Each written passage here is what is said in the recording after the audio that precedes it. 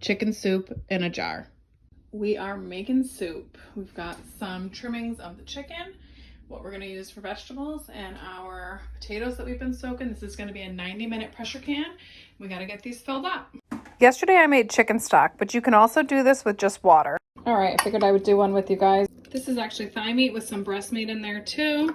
So we're getting a couple spoonfuls of this. Then I'm doing some potatoes that I left a little bit large because this is going to cook for 90 minutes in the pressure canner and I don't want them to turn to mush. Then I'm adding a 1/3 scoop of corn, peas, and celery, and then a little handful of carrots. We're gonna top them off with broth, and I'm leaving 1.25 inches headspace because I've got raw meat in here, and that's gonna put out a lot of juice also. So this is a 1/2 cup, so it's taking about 1.5 cups.